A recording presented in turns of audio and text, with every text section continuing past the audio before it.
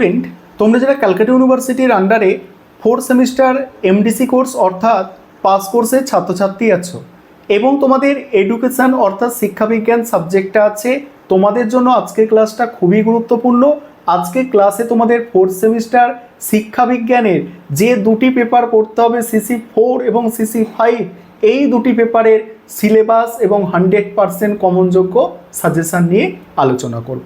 তোমাদের যে দুটি পেপার পড়তে হচ্ছে, একটি হচ্ছে CC4 পেপার, পেপারটির নাম হচ্ছে এডুকেশনাল অর্গানাইজেশন অ্যান্ড প্ল্যানিং, এবং আরও একটি পেপার পড়তে হবে তোমাদের CC5 পেপার হিসাবে, পেপারটির নাম হচ্ছে হিস্ট্রি অফ এডুকেশন। এই দুটি পেপারের 100% কমনযোগ্য সাজেশান এবং সিলেবাস আমি স্ক্রিন রেকর্ডের মাধ্যমে আলোচনা করছি, তোমরা ভালো করে বুঝে নাও। প্রথমে তোমরা সাজেশানটা দেখে নাও, তারপর তোমাদের সিলেবাস নিয়ে আলোচনা করব। তোমাদের দুটি পেপার পড়তে হবে। প্রথম যে পেপারটি 4th সেমিস্টারে আছে সেটা হচ্ছে CC4 পেপার। পেপারের নাম এডুকেশনাল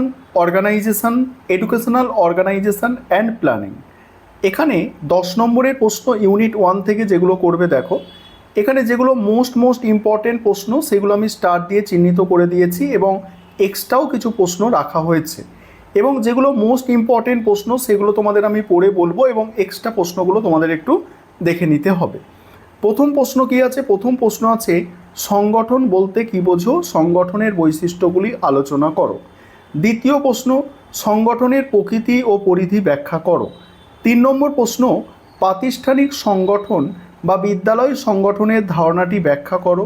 একটি আদর্শ শিক্ষা সংগঠনের কার্যাবলী আলোচনা করো। এই 3টে প্রশ্ন মোস্ট ইম্পর্টেন্ট প্রশ্ন এই ইউনিট থেকে। পরের প্রশ্ন শিক্ষা সংগঠন ও বিদ্যালয় সংগঠনের মধ্যে সম্পর্ক আলোচনা করো। আরেকটা আছে একটি শিক্ষা প্রতিষ্ঠানের ক্ষেত্রে সংগঠনের নীতিগুলি বিস্তারিত আলোচনা করো। এখানে 5টা প্রশ্ন দেওয়া থাকলেও আমি 3টে মোস্ট ইম্পর্টেন্ট বলেছি। আমি চাইলে ওই 3টে প্রশ্ন নিয়ে তোমাদের সাজেশন করতে পারতাম, কিন্তু না, তোমাদের একটু বেশি প্রশ্ন আমি দিয়ে রেখেছি যাতে মানে কোয়েশ্চেন যদি একটা ইউনিট থেকে একটু ঘুরিয়ে ফিরিয়ে আসে, তোমরা যদি একটু দেখে রাখো অ্যান্সার করে আসতে পারবে, নয়তো মোস্ট ইম্পর্টেন্ট প্রশ্নগুলো করলেই পরীক্ষায় এসে যায়। এবার 2 নম্বর ইউনিট থেকে দেখো 10 নম্বরের প্রশ্ন প্রাতিষ্ঠানিক প্লান্ট বা স্কুল প্লান্ট বলতে কি বোঝো, এর উপাদানগুলি বিস্তারিত বর্ণনা করো। পরের প্রশ্ন বিদ্যালয়ে স্বাস্থ্য বা চিকিৎসা পরিষেবা কেন প্রয়োজন, এই পরিষেবার বৈশিষ্ট্যগুলি আলোচনা করো। পরের প্রশ্ন আছে সময় তালিকা বলতে কি বোঝো, একটি আদর্শ সময় তালিকা প্রস্তুত করার নীতি বা বৈশিষ্ট্যগুলি আলোচনা করো। তারপরের প্রশ্ন একটি আদর্শ গ্রন্থাগারের বৈশিষ্ট্য এবং বিদ্যালয় শিক্ষায় এর ভূমিকা আলোচনা করো। এখানে 4টে প্রশ্ন স্টার দেওয়া আছে, একটা প্রশ্ন এক্সট্রা দেওয়া আছে।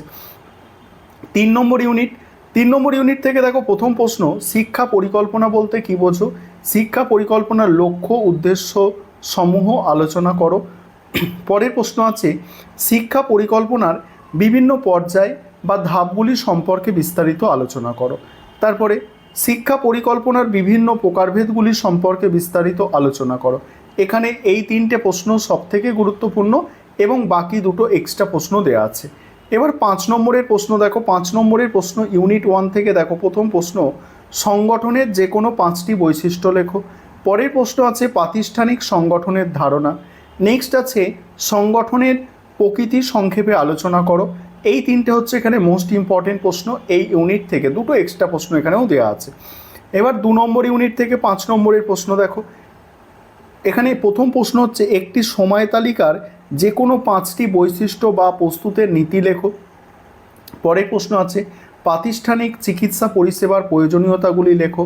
নেক্সট হচ্ছে বিদ্যালয় সংগঠনে গ্রন্থাগারের যে কোনো 5টি বৈশিষ্ট্য বা উপকারিতা লেখো। এই 3টে এখানে মোস্ট ইম্পর্টেন্ট, দুটো এক্সট্রা প্রশ্ন দেওয়া আছে।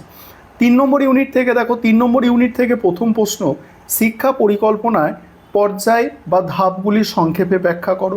নেক্সট আছে শিক্ষা পরিকল্পনার প্রকারভেদগুলি উল্লেখ করো। পরের প্রশ্ন আছে শিক্ষা পরিকল্পনার তাৎপর্য সংক্ষেপে আলোচনা করো। এই 3টে প্রশ্ন এখানে সবথেকে গুরুত্বপূর্ণ, তারপর এক্সট্রা দুটো প্রশ্ন দেওয়া আছে। এরপরে তোমাদের CC5 পেপারের নাম হচ্ছে হিস্ট্রি অফ এডুকেশন। এই পেপারের সাজেশন নিয়ে আলোচনা করব। তার আগে একটা বিষয় তোমাদের বলার আছে, তোমাদের জন্য অনলাইন কোচিং ক্লাস চলছে। তোমরা যদি কেউ পেইড ব্যাচে অ্যাডমিশন নিতে ইচ্ছুক থাকো বা PDF নোটস কিনতে চাও, তাহলে তোমরা নিচে যে নম্বর দেখতে পাচ্ছ এই নম্বরে যোগাযোগ করতে পারো। এবারে এই পেপার থেকে 10 নম্বরের প্রশ্ন প্রথমেই দেখে নাও। ইউনিট 1 প্রথম প্রশ্ন, বৈদিক শিক্ষা ব্যবস্থার প্রধান বৈশিষ্ট্যগুলি আলোচনা করো। পরের প্রশ্ন, ব্রাহ্মণ্য ও বৌদ্ধ শিক্ষা ব্যবস্থার তুলনামূলক আলোচনা করো। তারপরের প্রশ্ন, ইসলামিক শিক্ষা ব্যবস্থার প্রধান বৈশিষ্ট্যগুলি আলোচনা করো। যেগুলো স্টার দেওয়া সেগুলো বেশি গুরুত্বপূর্ণ। তারপরে বৌদ্ধ শিক্ষা ব্যবস্থার প্রধান বৈশিষ্ট্য, ব্রাহ্মণ্য শিক্ষা ব্যবস্থার বৈশিষ্ট্য। এবার 2 নম্বর ইউনিট থেকে উডের ডেসপ্যাচে শিক্ষা সংক্রান্ত সুপারিশগুলি আলোচনা করো। এটিকে কি ভারতীয় শিক্ষার ম্যাগনা কার্টা আখ্যা দেওয়া যায়? পরের প্রশ্ন আছে, প্রাচ্য ও পাশ্চাত্য শিক্ষার দ্বন্দ্ব বলতে কী বোঝো? মেকলে মিনিট বা প্রস্তাবের তাৎপর্য আলোচনা করো। তারপরের প্রশ্ন আছে, হান্টার কমিশনের প্রাথমিক ও মাধ্যমিক শিক্ষা সংক্রান্ত সুপারিশগুলি আলোচনা করো। তারপরের প্রশ্নগুলো দেখো তোমরা, আর যেগুলো একদমই মোস্ট ইম্পর্টেন্ট প্রশ্ন সেগুলো এখানে স্টার দিয়ে চিহ্নিত করা হয়েছে।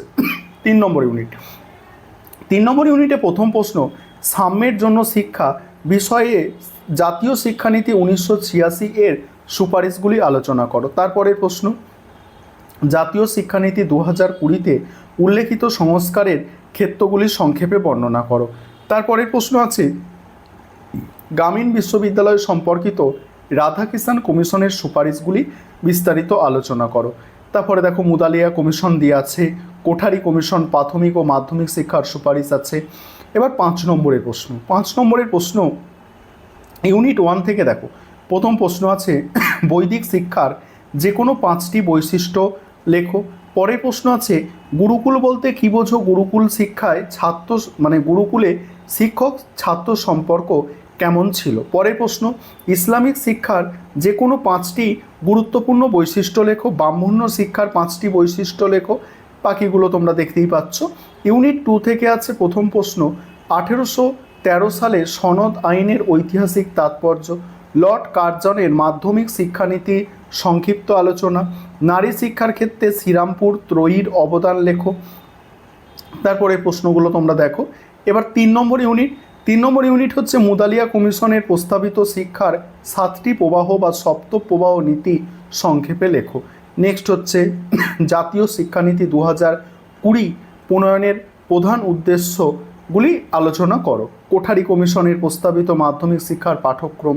তারপরে POA 1992 বলতে কী বোঝো? এর মূল বিষয়গুলি লেখো।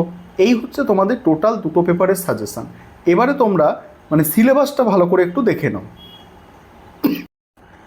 এবারে তোমরা সিলেবাসটা দেখো প্রথমেই তোমাদের CC4 পেপার, যেটা এডুকেশনাল অর্গানাইজেশন অ্যান্ড প্ল্যানিংয়ের ওপর আছে। এখানে আমি 2টো ভাষায় লিখে রেখেছি সিলেবাসটা, আমি স্ক্রল করে যাচ্ছি, তোমরা দেখে নাও। একদম সুন্দরভাবে গুছিয়ে তোমাদের জন্য লেখা আছে, যাতে খুব ভালো করে তোমরা বুঝতে পারো। আর আবারও বলছি, তোমরা যারা পেড ব্যাচে অ্যাডমিশান নিতে ইচ্ছুক আছো বা আমাদের থেকে স্টাডি মেটেরিয়াল পারচেস করতে চাইছো, আর আমাদের স্টাডি মেটেরিয়াল মানে কোয়ালিটিটা একটু আলাদা, কোয়ালিটি অনেক উন্নত, ঠিক আছে? তোমরা প্রত্যেকেই সেটা জানো, বলার কিছু নেই এতে। দেখে নাও তোমরা এখন সিলেবাসটা। আর যাদের স্টাডি মেটেরিয়াল সংগ্রহ করার দরকার, যত তাড়াতাড়ি পারো স্ক্রিনে দেওয়া নম্বরে যোগাযোগ করবে।